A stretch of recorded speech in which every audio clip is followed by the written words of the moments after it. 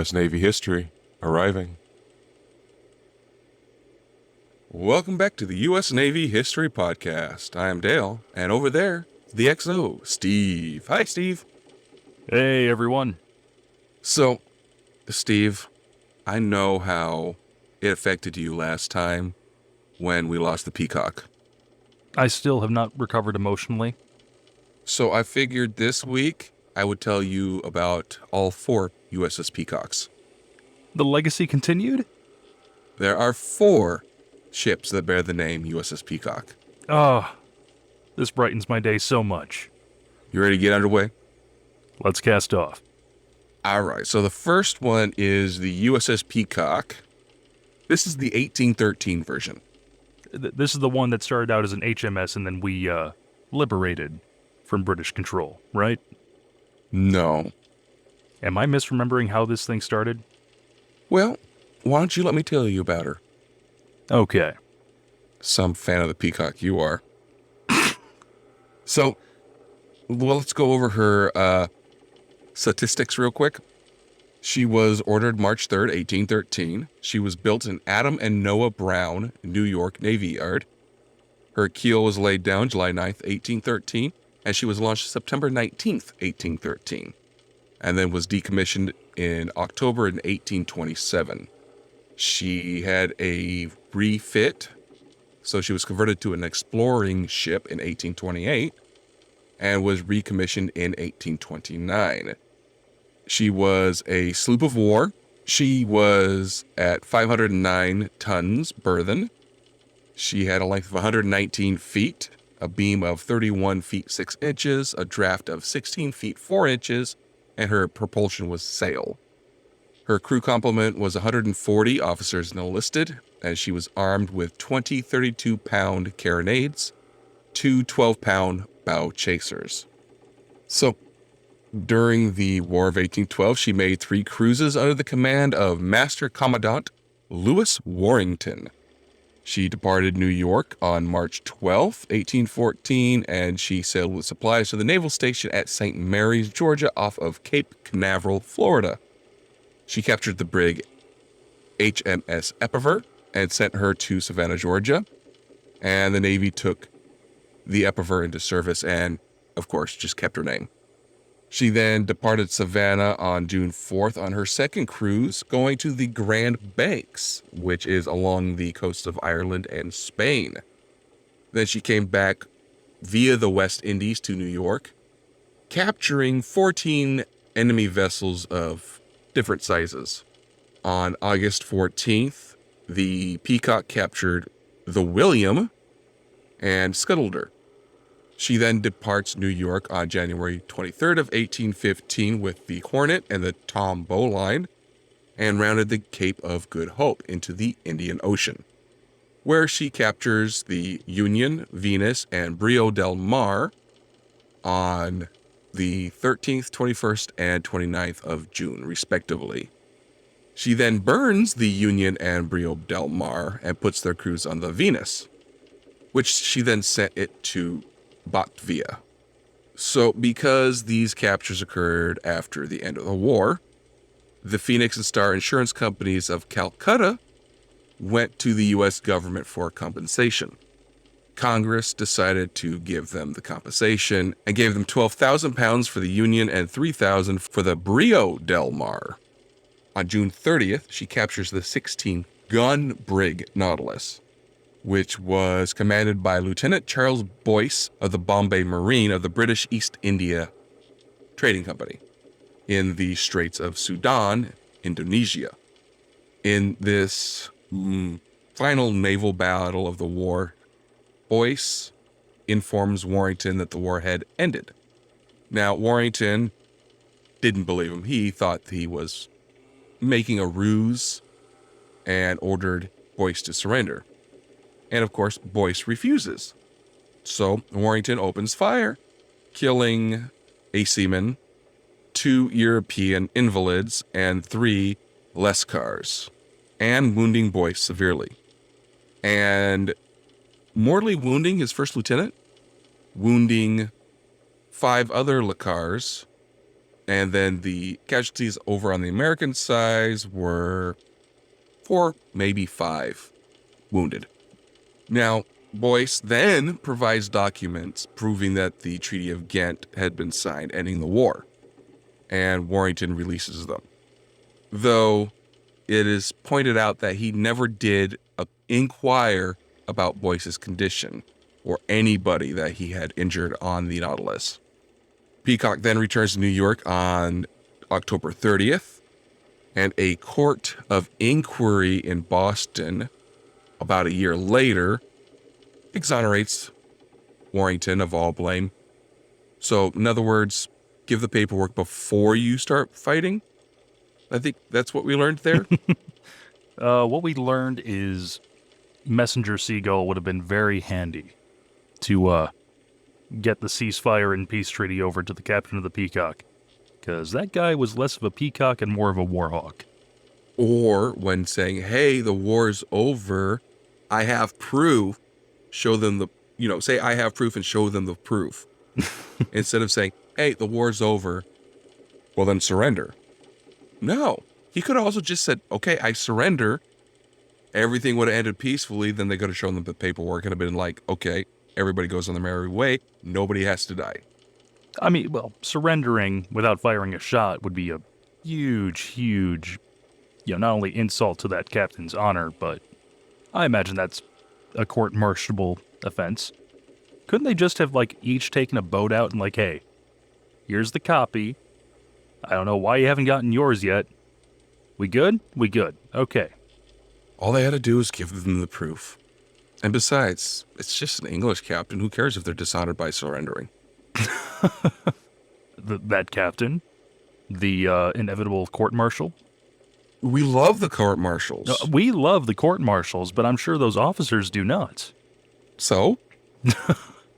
But I do think I am realizing why I got mixed up thinking that the Peacock was initially a U.S. capture of a British vessel. Holy crap, did she capture a lot? She did. She surely was very successful. So, after the war, she leaves New York on June 13th of 1816 on course for France with the Honorable Albert Gallatin on the party aboard the boat. She pulls into Havre de Grace on July 2nd and then joins the Mediterranean Squadron. She stays with the squadron until 1821 and then comes home. So she stays out there for quite a long time. Yeah. And then goes into the Navy Yard on July 10th. So aside from being on patrol for that half decade, nothing really to report? Nope, nothing really to report that we haven't already reported on. Right. So in the 1820s, pirates were active in the West Indies. Yep. So the Peacock becomes the flagship for Commodore David Porter in 1822. And, he takes charge of rooting out those dastardly pirates.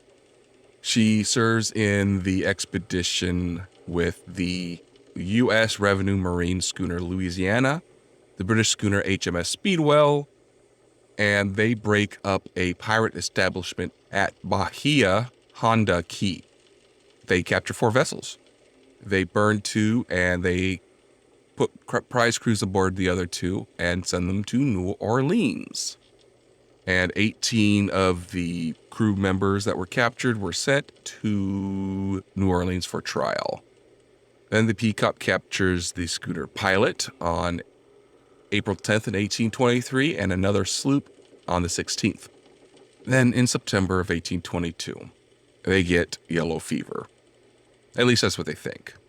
So the Peacock goes back to Norfolk, Virginia, because if everybody's dying of yellow fever, you can't really fight. They couldn't have pulled into a closer port? They could have, but I'm sure they wanted to go home. And no other port would have accepted them. At least if you go to New York, over there, they had a hospital on an island where they would quarantine sick people. Okay. So they would get treatment at least. If you go into a foreign port, there's no telling whether you're going to get treatment or not. You're just going to get quarantined. Yeah. But there was a naval hospital in New York on an island where It they isn't would like today quarantine. where the United States Navy has a presence in almost every major U.S. affiliated port. No. Yeah, we have multiple bases around the world in friendly countries that have allowed us Hmm. to put them there. At this time, there was none of that. Yeah. So the next year in 1823, around July, the Peacock was involved in the Battle of Lake Maracaibo. And then in 1824, the Peacock goes into the Pacific for a number of months and cruises along the west coast of South America. And this is prior to the big expedition that we covered last episode. Yes, it would be.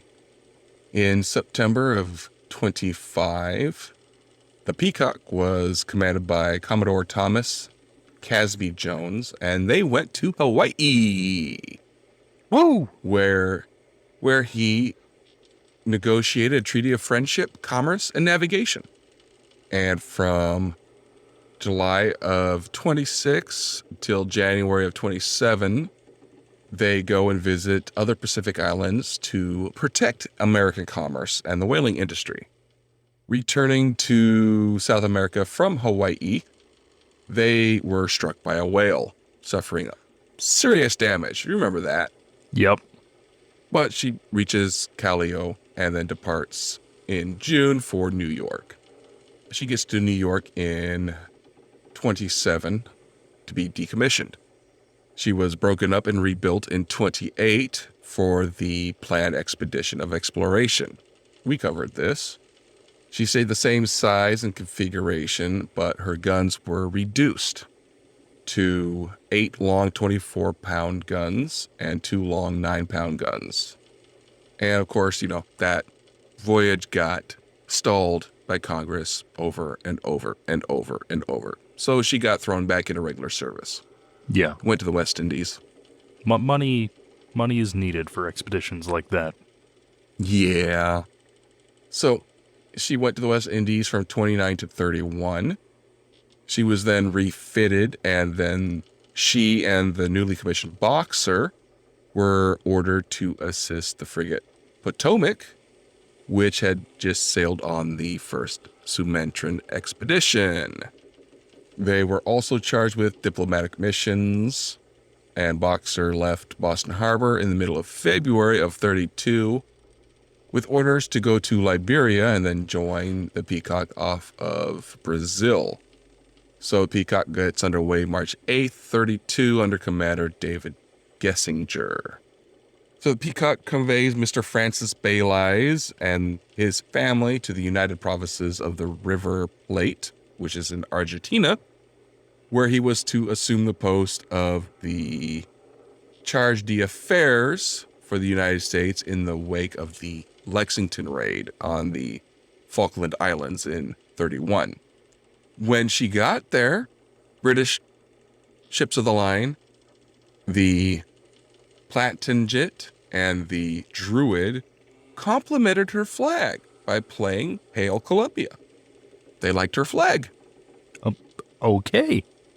So they leave orders for Boxer to follow them to Bencoolen on June 25th of 32, and she departs for the Cape of Good Hope. She takes on water at Tristan D. Cunha and rounds the Cape. So they describe this as being struck by a sea of uncommon height and volume, but now we would just call that a rogue wave. Oh, so that wasn't just rough chop up in, down in the Cape of Good Hope? No, it would be a rogue wave. It's just a wave that just comes out of nowhere. Yep. And hits you. And it nearly threw her on her beam end. It completely overwhelmed the gig in her starboard quarter and crushed it. It also buried the first 3 rat lines off the mizzen shrouds and threw them into the water. That's a lot of ship terms. Translating to common English, it sounds like a lot of the ship was submerged by the wave at one point. Is that the short and sweet? Yeah, the short and sweet is she was almost capsized and she was partially sinking for a while. Which, it being a rogue wave, I'm surprised she wasn't capsized. So she then proceeds to Ben Kulin, where she receives words that the Potomac had completed the mission. She then had orders to gather information before going to Chongqing, China.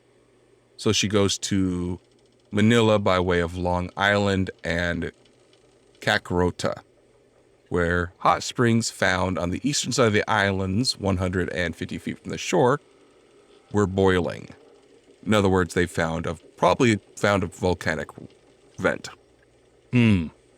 So she then tried to go through the Sundra Strait, but her chronometers stopped working, and she had to do it by dead reckoning, which is going to make that a whole lot harder. So, chronometer, obviously a timekeeping piece. Mm-hmm. So, was it standard for naval ships to have a timekeeping piece that wasn't just relying on someone keeping an eye on the hourglass and ringing a bell? Oh, yeah.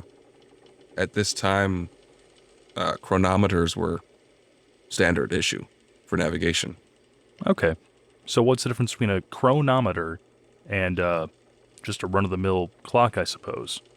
Well, a marine chronometer is a precision timepiece. It is used to determine the ship's position by celestial navigation.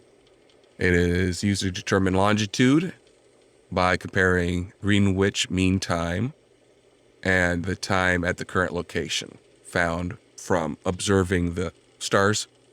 This allowed them to have accurate knowledge of where they were at a given time. Okay. So, yeah, that does sound like it's pretty important, not just a clock then. Not just a clock, right? Or they would have just said clock. Yeah, yeah.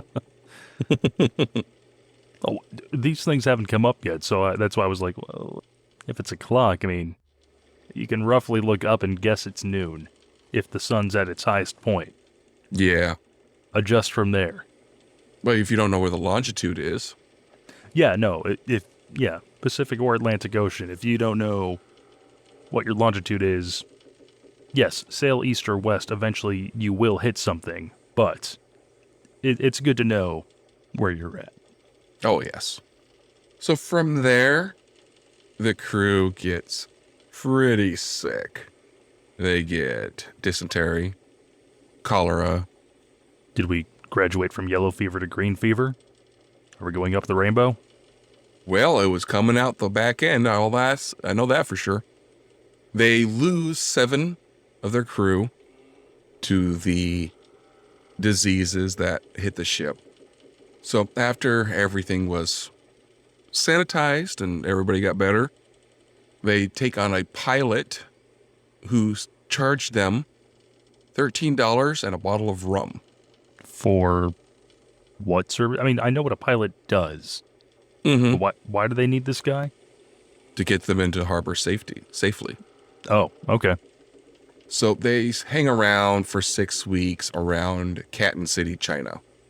And then winter starts coming in, which means monsoon season. And, of course, they still haven't run into the Boxer. They say, well, we're out. And go to Linton Island in the Pearl River estuary for the Bay of Turan, because that was the best access for Hugh. Her mission was to explore the possibilities of expanding trade with the kingdom. The kingdom being the Chinese monarchy at this point, right? I think it was under China, but this is modern-day Vietnam. Oh, okay. So, February 8th, they get underway for the Gulf of Siam, where she anchors about 15 miles from the mouth of the river Menem, over there near Thailand. In March of 33, Roberts finishes the Siamese-American Treaty of Commerce with the minister representing King Rama III, and leaves on April 5th to go to Singapore, where she stays for about half a month. So she's in the Red Sea in August, and she finds the Nautilus. Hey, Nautilus. That certainly took her long enough. Yeah, this is the same brig that she attacked at the end of the war of 1812. How you doing? Yeah, so the Peacock was on their way to Mocha, and the Nautilus was on their way to Surat. This time, the Peacock did not attack them. Did the Nautilus surrender this time? No surrendering, no attack. I'm very confused by this.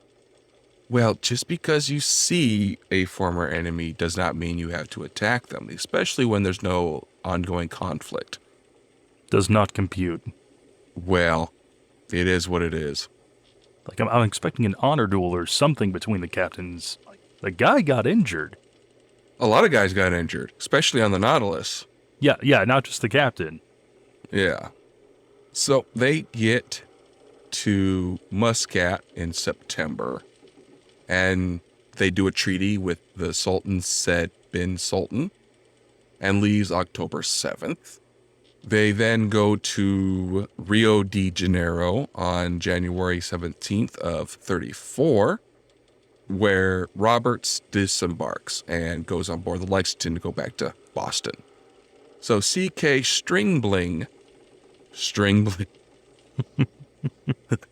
So C.K. Stribling takes command, and they go with the Enterprise for New York Harbor. Well, it took a few years, but this sounds like a circumnavigation. They did a lot of diplomatic missions between 31 and 34. I don't believe it was entirely circumnavigation, though. So Roberts, he takes the Peacock back again. He loves the Peacock, just like you do. This time, he and the Enterprise go to Brazil. They go around the Cape of Good Hope to Zanzibar, because Roberts was due to ramifications of a couple of treaties. Okay. So that brings us to the Mesera incident. Well, that sounds forbidding. Yeah, this is when she grounds on a coral reef about 400 miles from Muscat, which is just southeast of Mazara Island. And this was September of 35. So the crew throws overboard 11 of their 22 guns to refloat the ship. So, do we know how they ran aground of the reef? Like, was it just not charted and they hit it because they didn't realize it was there? Was there a squall that, was pushing them and they were trying to avoid it but just couldn't? He blames it on the current. We have a statement from him of what happened that we'll get to here in just a minute. So after throwing overboard half their guns to refloat the ship, they repel Arab marauders and then set sail. Sinbad Sultan, he later recovers those guns and he returned them to Roberts free of charge. What? Yeah, he gave them back. Hey, this is just even more confusing. What on earth? I'm just shocked. One, these are heavy cannons. It's not like that's easy to retrieve after it's been dumped overboard. Two, the fact that he returns them, I'm taking means they still worked. I feel like salt water should be a little, corrosive to metal. Well, it depends on how long they were laying down on the bottom for. I suppose. And I mean, again, they're just tubes of metal with two openings, one for the cannonball, one to put a lit match. Fair enough. This is, for lack of a better term, it's a cast iron barrel. Yeah. I guess I'm so used to my firearms having a lot more moving parts. Oh, they definitely do nowadays. Back then, there was one. and that was the wheels. So here's the statement, and this statement is actually from S.B. Haynes to John Weems, but it's about this incident.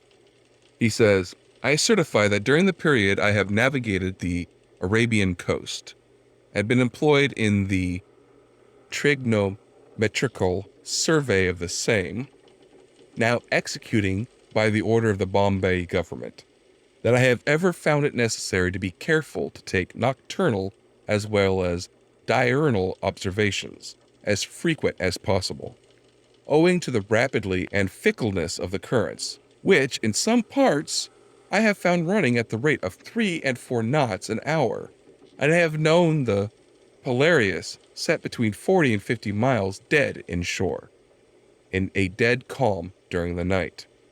It is owing to such currents that I conceive the United States ship of war, Peacock, ran aground, as have many British ships in previous years, on and near the same spot, when at the changes of the monsoons, and sometimes at the full and change, you have such thick weather as to prevent the necessary observations, being taken with accuracy and the navigator standing on with confidence as his position, and with no land in sight, finds himself to his sorrow often wrong, owing to a deceitful and imperceptible current, which has set him with rapidly upon it.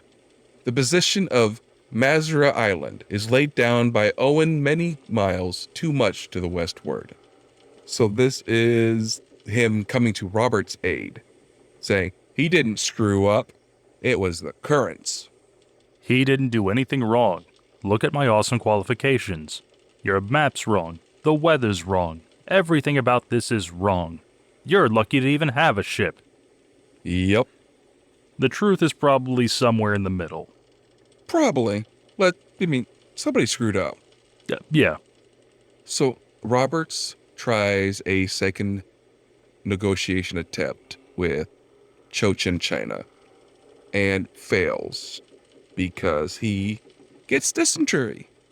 So he goes to Morocco where he dies. Wow. It's just as lethal on the seas as it is in Oregon Trail. Yeah. So the Peacock returns to Norfolk on October 27th, 1837, with no Roberts. After this, the Peacock joins the United States Exploring Expedition in 38 and gets stuck on a bar in the Columbia River in Oregon. She breaks up July 19th in 1841 after all of her crew and much of the data that they had collected had been taken off. That is actually 2 of the 4. What do you mean that's 2 of the 4? That was her refit. So hold up.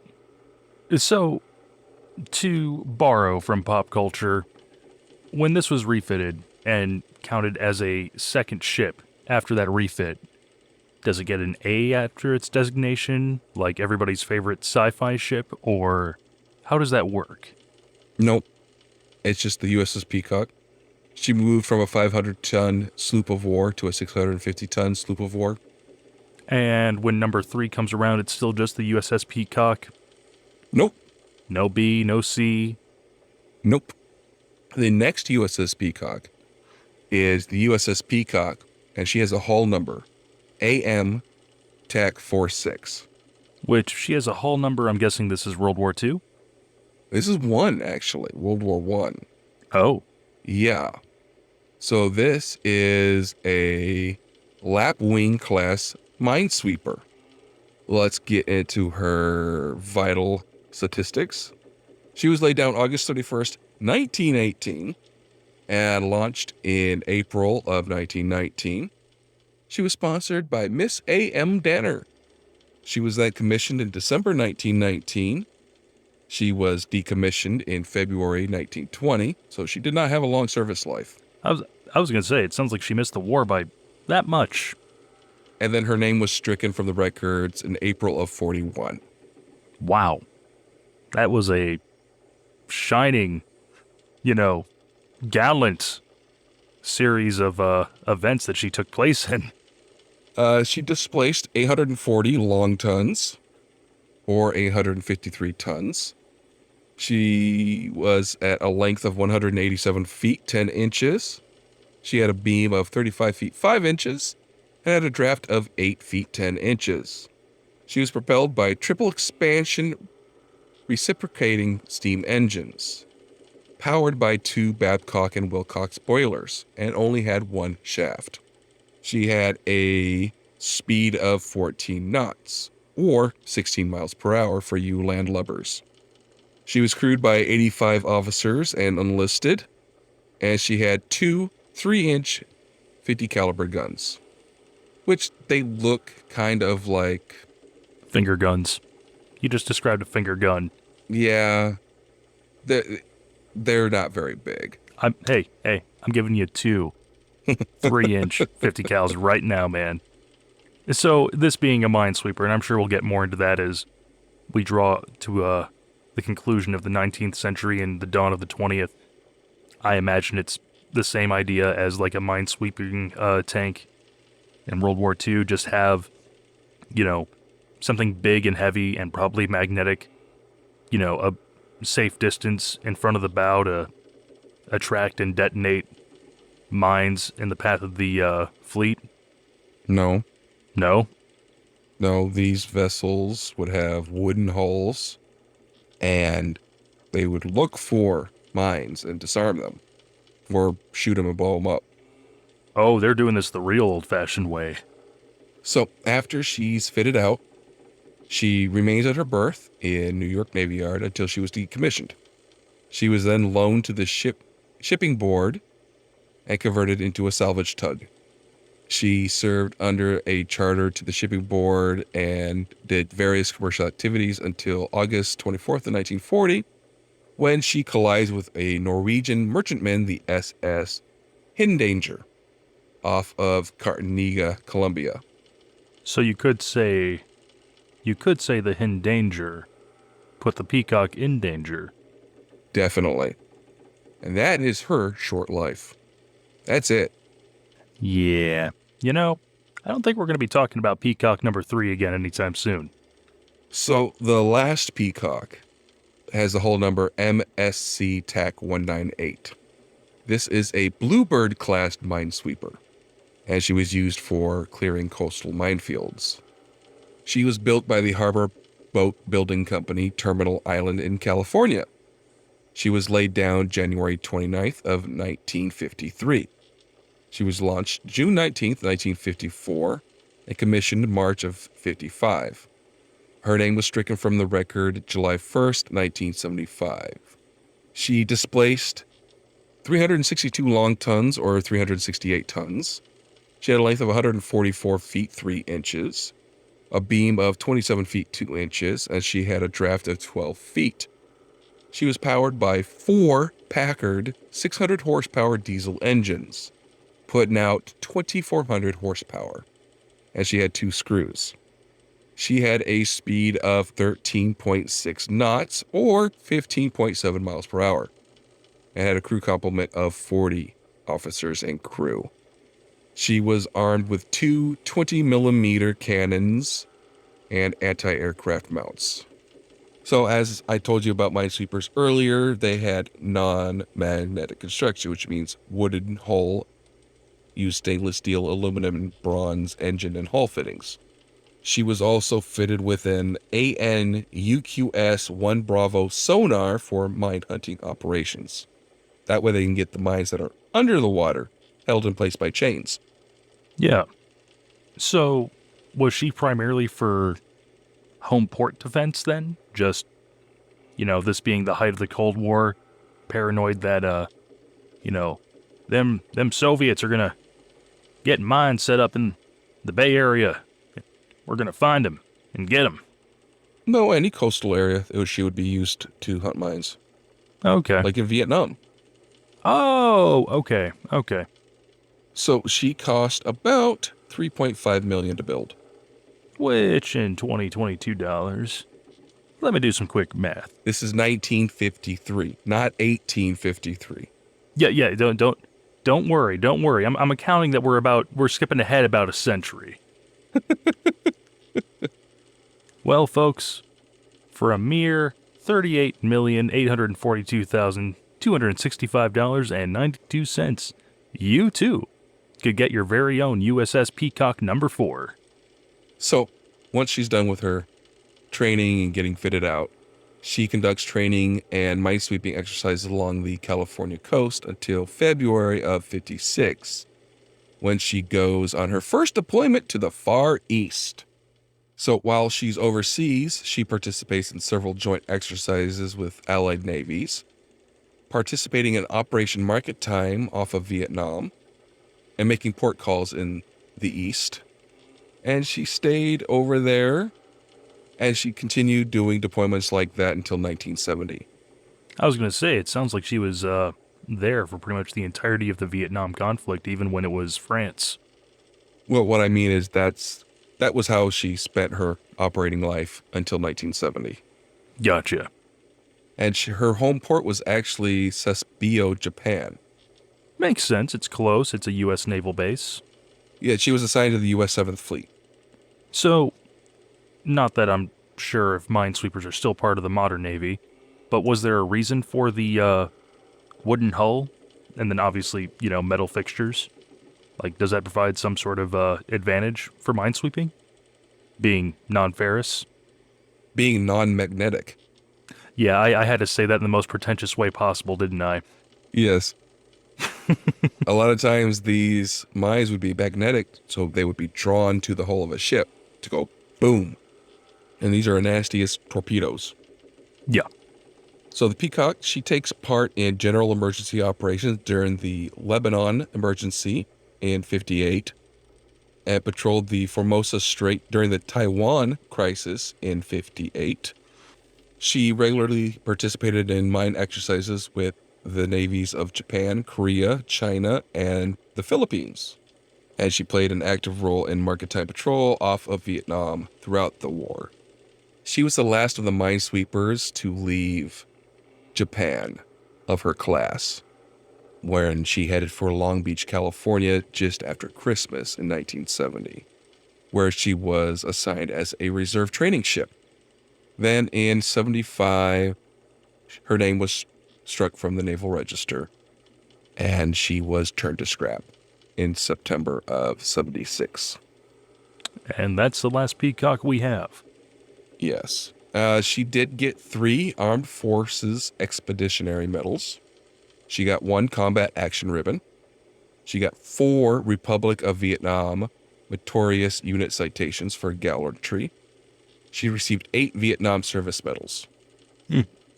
That is the last boat that was named U.S.S. Peacock. So how are you feeling about your most favorite boat in the whole wide world? I think we need a 5th one, preferably one that isn't a minesweeper. Well, then I think you need to start a petition. Get signatures so you can petition the U.S. Navy to name a USS Peacock. All right. Well, folks, if you agree with me and think that gallant and beautiful bird needs to once again grace the high seas under the United States flag, why don't you like our podcast, leave a review. We'd love to hear your thoughts. You can also tweet at us at... I know this. I know this. U.S.N. History Pod. Yes. Aha! Ha ha ha! I knew it. I knew it. And our email. Well, I know that one. What is it? Just stop pressuring me. I got the Twitter handle right. Took half a year, but I got it right. Yeah. You can also email us at usnavyhistorypodcast@gmail.com. And we want to wish you guys fair winds and following seas. Until next week, guys.